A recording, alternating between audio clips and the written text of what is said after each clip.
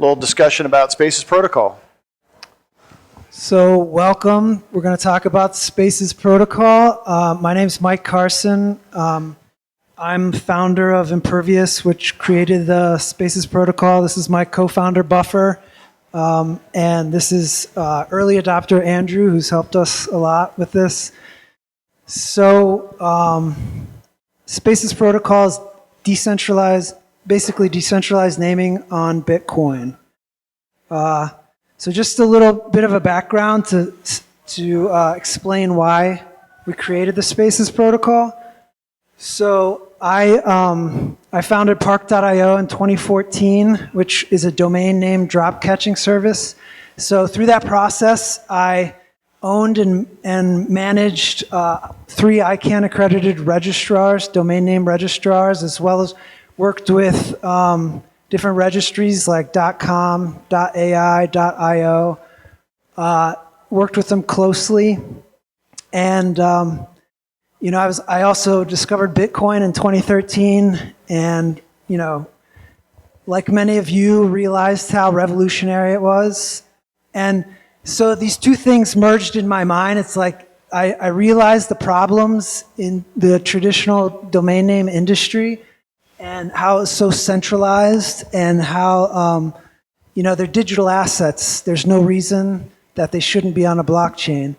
And so so that's part of the reason. I mean, here's some examples of why, like some examples of why they should be decentralized. So one is the .cat registry. A whole registry was raided by the Spanish government. The CTO was arrested because they didn't like some of the content that was hosted. The government didn't like some of the content that was hosted on some .cat domains. And they were taken down. Another thing is the Squarespace hack. I don't know if you guys heard of this, but crypto funds were stolen. Crypto companies were affected by this. It's because crypto companies, with their domain name, they were forced to rely on a third-party registrar for security. So they had no other option. They were forced to rely on Squarespace or another registrar for their security, and that registrar was hacked, and so the company, the DNS records were manipulated and funds were stolen, customers affected because of this.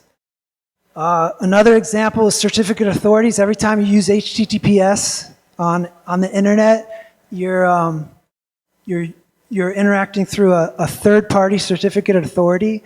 So it's a third party signs the keys. This, you know, as a Bitcoiner, it's like, this seems ridiculous. Like, there's other options. Like, there's this alternative called Dane, where you don't need a third party certificate authority. You can do it directly. So yeah, why is a third party involved in encrypting internet traffic? And there's other things like social media usernames. I know some Bitcoiners, their YouTube channels were taken down, like social media accounts, Twitter, you know, it's just taken away. Your username's taken away. They can just take it away. So it's basically the exact same problem as banks. Like what banks did for money, it's like, why do you have to ask permission? So registrars and registries are the same thing. They're even worse.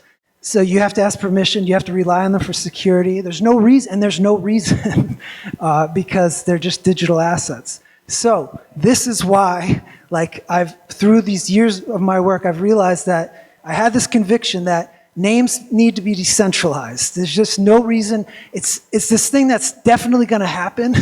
Like, it's inevitable because it's so valuable and it's so necessary. And so we worked with, like, at first when we started a company, we worked with some other solutions to this, like Handshake, which was a separate blockchain, and ENS. We looked at these, but you know, they all have issues. Like a separate blockchain, like with Handshake, issues came about. Like the coin price affected the security of the blockchain. So you know, miners were not getting rewarded properly, so it wasn't a secure, and there are other issues with distribution. There's a pre-mine, so it didn't work out. ENS is a whole other thing. It's built on Ethereum. I mean, Ethereum, well, I mean, I don't know if I have to explain it to you guys, but like, try syncing an Ethereum node or doing it without a third party involved. ENS is, it works okay, but like Bitcoin needs its, first of all, we decided to build spaces on Bitcoin because Bitcoin is by far the most secure blockchain. It has the biggest ecosystem, but also Bitcoin needs its own naming solution. You don't want to have to rely on another blockchain for naming. Like Bitcoin's going to need its own decentralized naming. So that's why we built it on Bitcoin. But at the same time, we wanted to be mindful of Bitcoin. We didn't want to bloat up the block space with stuff. We wanted to leave a very light footprint. We were inspired by Jameson Lops using Bitcoin as a trust anchor. So we wanted to anchor it into Bitcoin, but leave minimal footprint. And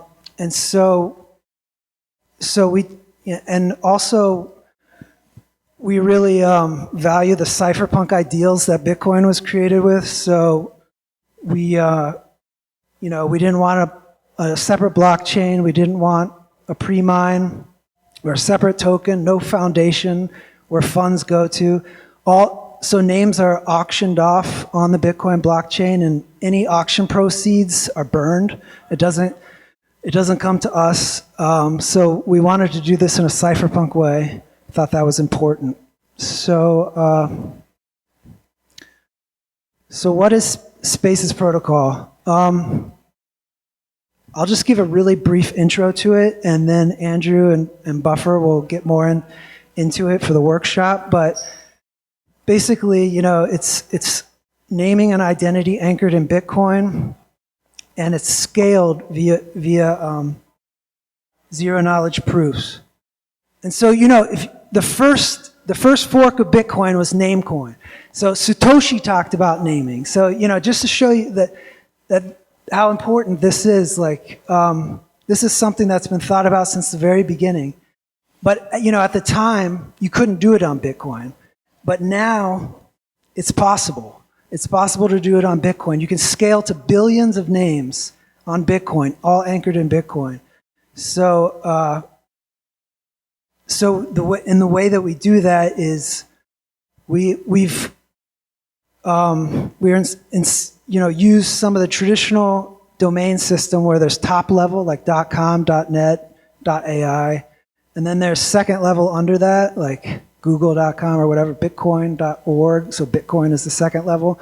So we did it this way where the top level is directly on Bitcoin, and they're rolled out with auctions, and we limited it, so there's only 10 auctions, only 10 names can be rolled out per day. And we did that for distribution reasons, but also to really promote the scaling to the second level, which is off-chain, using zero-knowledge proofs. So, subspaces for example, Alice at Bitcoin, or I have Mike at Bitcoin right here. Those are scaled off-chain with zero-knowledge proof. And again, we did this trying to have minimal on-chain footprint and also make it scalable. So, I think I went over most of this, and I think we'll talk more about this with. So I'll hand it over to Andrew and Buffer. Thanks. All right, thanks, Mike. Yep. So we are going to talk a little bit about how the auction process goes. So effectively, think about it, as it applies especially to social media. Once you've established your name, it's your property. You are uncancelable in many ways, and I think that's a pretty important concept to really drill down into. We're going to look at what we call the Explorer. So Mike didn't mention this, but the auction process on mainnet has been live for about a little over a year. Is that right? A little bit over a year. So the process for attaining the top level names has been ongoing for a while. And there is what we call the Explorer. So I had it all queued up. Sorry. All right, well, I'll find it. All right. All right, so you want to talk to this a little bit and what we're looking at, Buffer? Hello? Yeah. So could you show up like a name that's going through auctions right now? So all these here are in auction. Let's look at Phantom. Okay, so like the auction process, at first, like you open a name for auction, which is just a Bitcoin transaction that reveals the space on chain, and then you create a partially signed Bitcoin transaction where you give up your space UTXO if you get your money back, and then you burn some Bitcoin through the process. So like the first bid burned 1,001 Satoshi, then the next bidder comes in, fills in the partially signed transaction to refund your the previous bidder, and then they burn more. And the auction keeps going this way. Maybe if you could show something more interesting, maybe that's Bitcoin with like more bids. Let's try to, you can sort this. Let's look at Corp. Oh, no. You could look up like through the search bar. Okay, let's look at Bitcoin. Yeah, let's look at Bitcoin. All right, a little more activity here. Yeah, lots of bids. So we're up, at this point, it was 0.011 BTC for Bitcoin. Yeah, and the way the names are rolled out every day is that the names with the top 10 highest bids are rolled out to the auctions phase. So you can't like open a wallet and just flood the market with like thousands of auctions. Only 10 names a day. So people could like look up the names and they could participate in the auctions in like a more fair way. So you can't like have no one notice, and then you could register like thousands of spaces. Do you have a question? It has to go through auction. So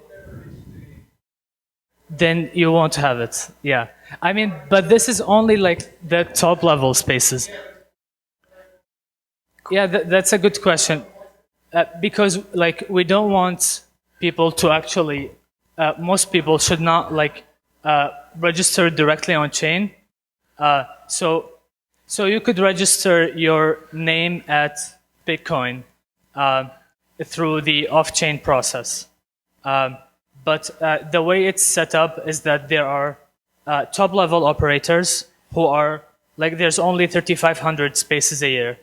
And those top-level operators could add like a batch of names and issue them on-chain by adding all the names to the tree and then committing the tree root on-chain. And then they could keep updating this commitment and prove it through ZK. So the top-level process is mostly to create multiple operators so that people have I mean, you're asking why again, too? Because, I mean, this way it can scale much better. We don't have to put all the names directly on chain. So let's say you run like a social media website and you have like millions of users. It would not be practical for everyone to have to create a Bitcoin transaction and try to register their name. It will be like very expensive, and you're also competing with the money use case of Bitcoin. So we don't want this. If you have, let's say, like a million name that you want to register, it only takes 32 bytes on chain to submit the commitment, and that's much more scalable. It makes a lot more sense than having them, trying to register and putting all the names using the Bitcoin block space. I hope that makes more sense for you.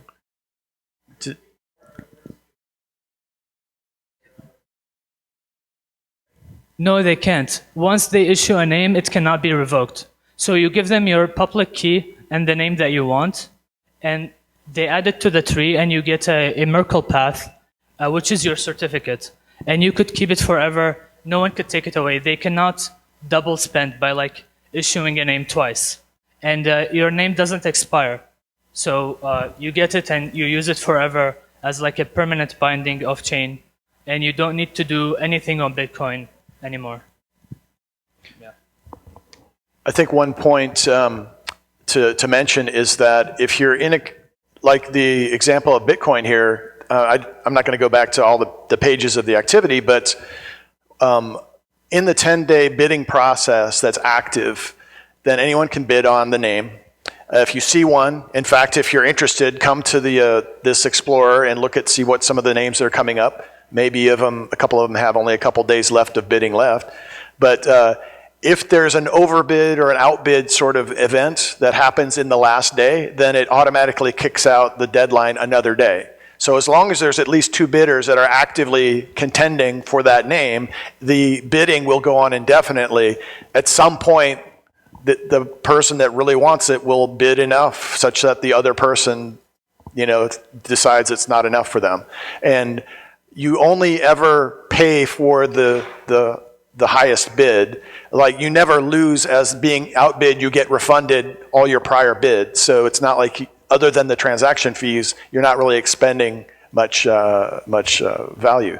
So is there any other questions about the bidding process? Nope.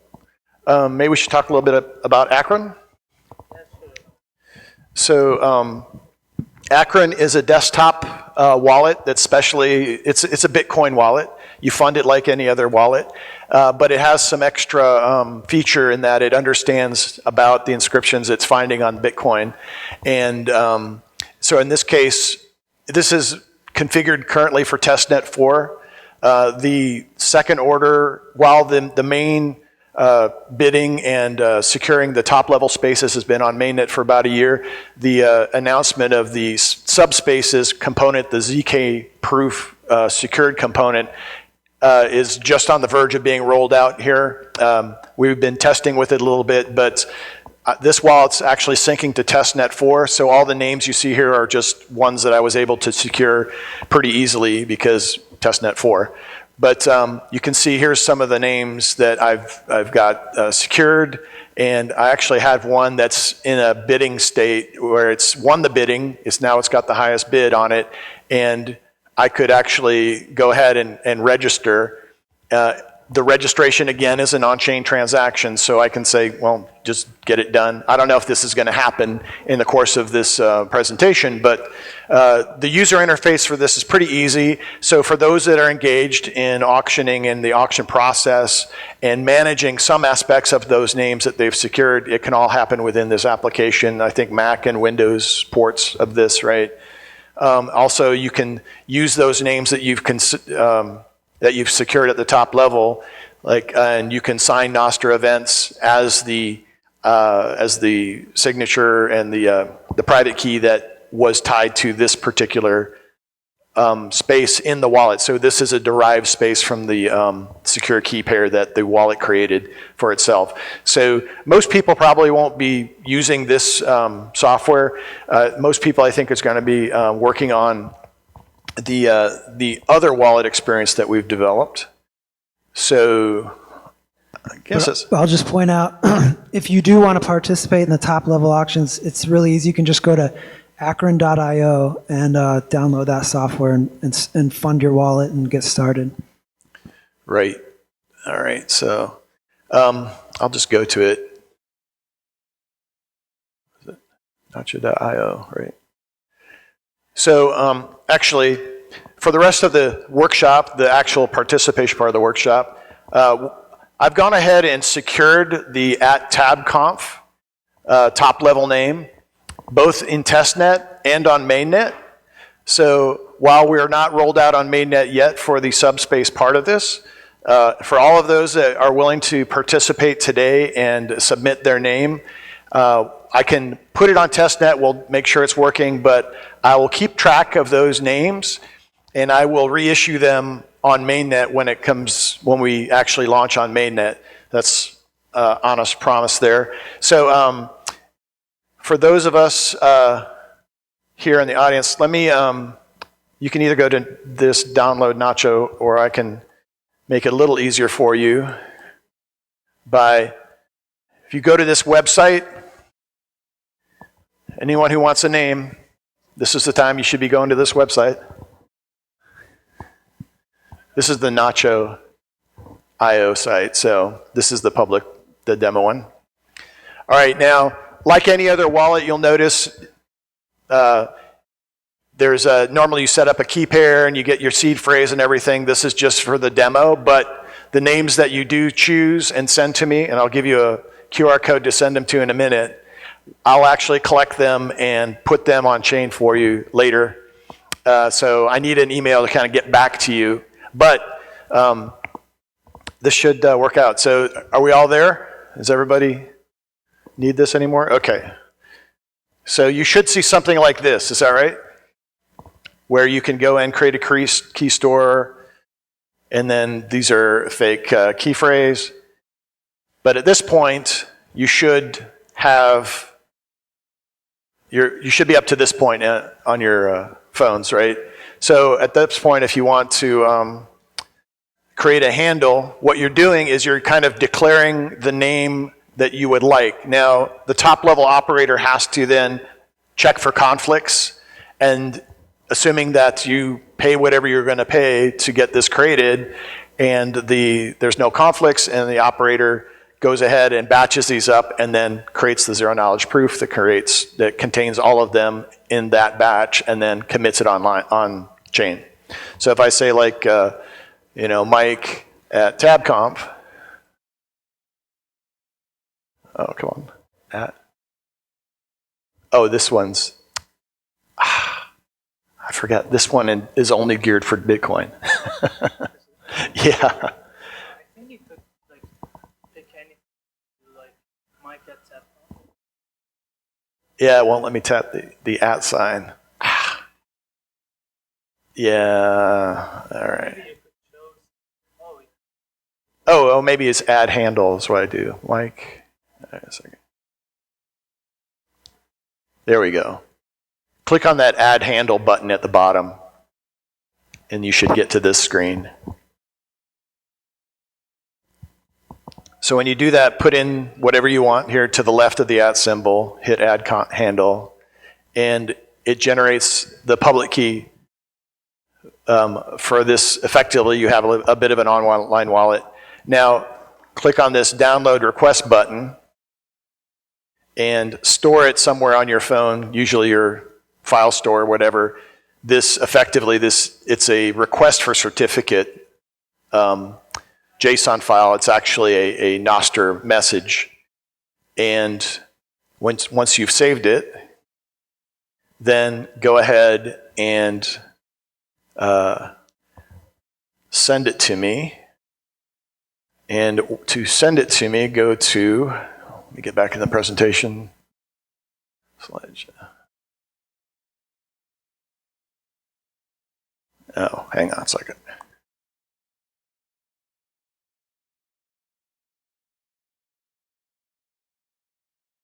Yeah.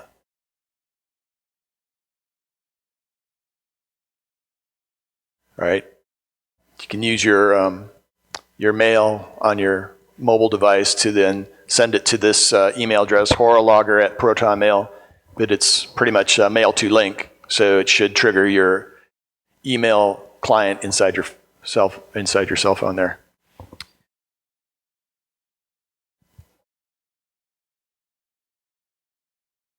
So that wallet experience is really the end user sort of one. Once the operator receives that request, then the operator issues a certificate and also adds it to a batch, which then within that batch creates the zero knowledge proof, and the hash of that gets submitted in an on-chain interaction to be put on the chain, such that then at a later time when you want to verify, you just provide the name and potentially the certificate, and as long as it matches the anchor on chain and has the same matching hash proof, then we know that it's a valid user. No one else has it, and it's you, and no one can take it away. So, any questions? Yeah, and like when the operator adds the batch of names to the tree, they compute a new tree root and then commit it on chain. And the zero knowledge proof essentially just shows that they did not double spend. So all the previous commitments that they have made, they did not reissue a name twice. And the zero knowledge proof is kept off chain with your certificate. So it uses like very little block space to issue like millions of names using like only 32 bytes per patch. So it's very space efficient. Yeah. So I see, go ahead with a question.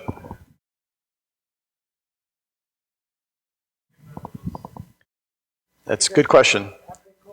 Yeah, if you go to @bitcoin.com, you'll see this. You want to talk to this one a little bit? Yeah, this is so yeah, if you go to @bitcoin.com, you can reserve your @Bitcoin name. As we said, we're Subspace is on testnet 4 for the next month or so, and then after that they'll be live. So we'll this allows you to reserve your name until then, and then after that point, you own your name, and nobody can take it away from you. Your @Bitcoin name, and it'll never expire. So. Yeah, and if you want to play with this stuff more, you could download a Spaces node connected to your Bitcoin RBC, and even test the operator functionality on testnet 4 right now, which is live. And you could use could you show the subs utility, like the command line? The one on GitHub, to like create and make the proofs and commitments? Yeah. So, right. So here, I have the subs project, and I built it, and I have a subdirectory for TABConf name, and I currently, so it says there's nothing left to commit, but what I could do is I can, request, like name @tabconf. All right, so it's created inside the command line utility a private key and a request.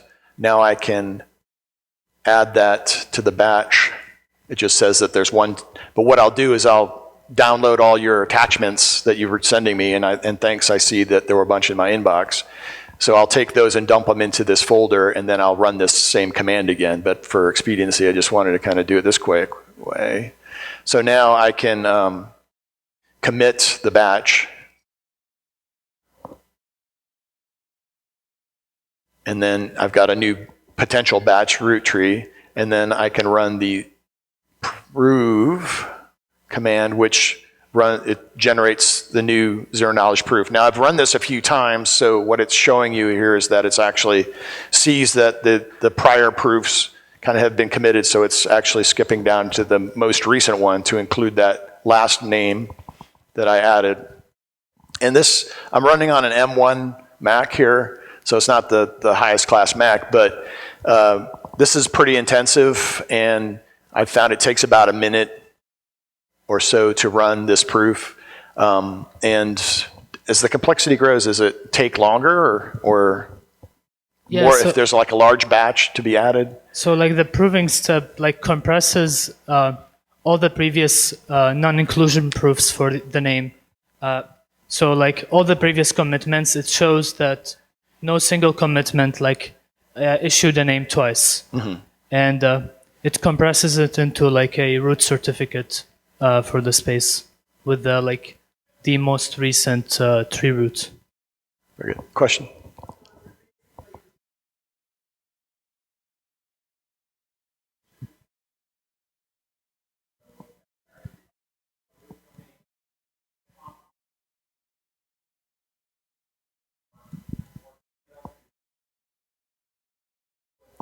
So like you're asking if you own like a handle, could you ever change the private key?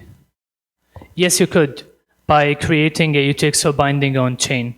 I mean, ideally, you shouldn't need to do this if you keep your binding like offline. So you could treat it like your Nostr npub. It's kind of like your account.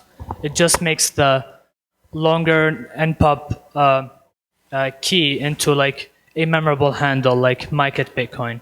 And this should be like treated as a permanent binding. You could still change it on chain, but still it requires a transaction. But you could change the private key for multiple names with one transaction. Just each one takes a UTXO, but you could do it. Any other questions?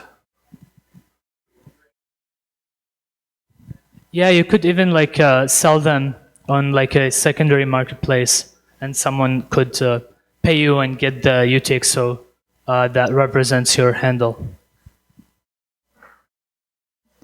Yeah, we have a marketplace already for top level that's trustless at I'll get it. spaces.market. And that right now it's just supports top level, but we're going to, once subspaces go live, we're going to allow that also. All right. Do we cover everything? All right. Question?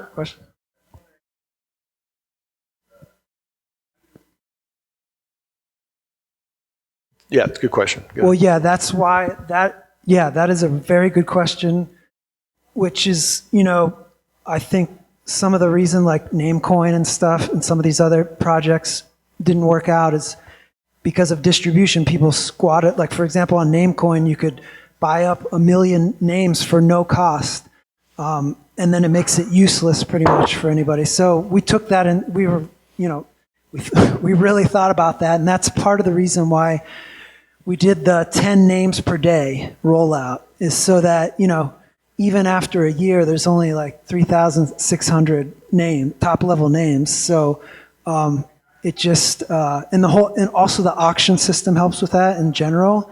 But yeah, only allowing 10 names per 10 top level names helps the distribution. Also, the top level names do expire currently after a year. So that's another thing with distribution, is that they would come back. Right. So if somebody, I don't know, here's the next set that's going to be rolled out tomorrow, if there aren't any that are overbid before then. But, say you had some company that sounded like River, maybe. And so you found that, maybe there's somebody that really wants that in the future, but I'm just going to buy it now while I got a chance to maybe get it cheap. So I get it and I sit on it and I don't do anything. I'm waiting for that, that big bid to somebody come find me and like really offer me a huge amount of money for it. But a year goes by and nothing happens. Like there's zero activity at that year point. Then it gets re-released into the pool of available names. So you can't just squat on it and do nothing. If there's people out there that are just, grabbing, trademarked names and high profile names, but they just sit there and don't do anything. It's not like that's it. They'll never be available again. As long as they just have zero activity on chain, then after a year, these become available for someone else to like have a go at them. So the same auction process would repeat then. you can renew it, you can kind of have activity on the name, and then that resets that year, like timeout, effectively. So if somebody's actively using it, then yeah, they'll keep a hold of it forever, right? But for those people that camp out on stuff and just forget about them. Yeah, also separating into two levels, top level and second level, also helps with distribution because, well, first you can't squat on the top level because of the 10 rollouts per day in the auction system, but then second level you can't squat because there's infinity. There's infinity names basically, so it helps with that. Question? So how are you doing this in a trustless way for time? Are you basically doing some kind of anyone can spend? I'm confused on how you're doing the time lock. Are you talking about like how the auctions are implemented? Well, you said you had a timer in there. How is that? Is that a centralized timer? Somebody's monitoring? Oh no, it's a block height. It's not exact, of course, because Bitcoin's not exact, but that it is a whatever kind of the estimated 365 days divided by 10 minute block height is. So yeah, it's not perfect, but it's close. As long as the hash rate still keeps blocks coming in around one every 10 minutes or so. Any other questions? Yeah, one more. No, please. So what is your business? How are you funding it? Good question. Yeah, we wanted it to be 100% cypherpunk, so we're not, we designed this in a way where we don't get the auction proceeds, stuff like that, because we don't think it'll work unless it is cypherpunk. That's the only way to make it truly decentralized. So yeah, so how do we make money is, we're planning to become an operator. So if you don't want to do this all yourself, like if you have a top level space and you want to make a business and sell a lot of subspaces under that, instead of doing it all yourself, we could do it for you and charge a percent fee for that. We also are doing at Bitcoin, selling those names for that too. So. Oh, there's a whole other aspect of this we kind of glossed over or forgot to mention, and that is once you've got a name, there is a distributed hash table node network that goes along with this that you can use to associate other metadata with that name, right? Do you want to mention that a little bit, Buffer? Yeah, so you could sign a zone file with your handle and publish it on Fabric. You could show the Fabric repo. Yeah. All right, I'll get that. But it's essentially just a fork of HyperDHT with the support for verifying these handles. So you could have an entry for your name in the DHT and make it easy to discover records associated with your handle without having to put the records directly on Bitcoin. So it's cheaper. You don't have to pay for a Bitcoin transaction, and yeah, you don't have to use any block space for the records that you're publishing on the DHT. The caveat to that is that the records on this particular DHT network have a timeout of about 2 days. So if you want to have your records, your metadata persisted over longer than 2 days, then you need to republish, which is just a simple command line thing. Just republish it to the DHT network and it will reset that timer. So set a cron job once a day, just republish your records and it will be available forever as long as there's a DHT network. Yeah, but someone could make like a pinning service similar to how IPFS works. So you could pay them some money to keep your zone alive in the DHT and they keep refreshing it for you. That being said, there's actually another mechanism at the top level, which is there's in the record that tracks and dictates the ownership of the name itself, there is an opportunity to put some amount of byte data in there that could be used to convey certain information about that name as well. So it's another thing we're exploring, kind of how flexible that it can be. But yeah, if you're interested in attaining a top-level name and learning how to be an operator and are interested further with this, come talk to us. This is stuff that we're still rolling this out. It's still evolving, but we're starting to think about what the next level of service needs to be around this. But one of the things that kind of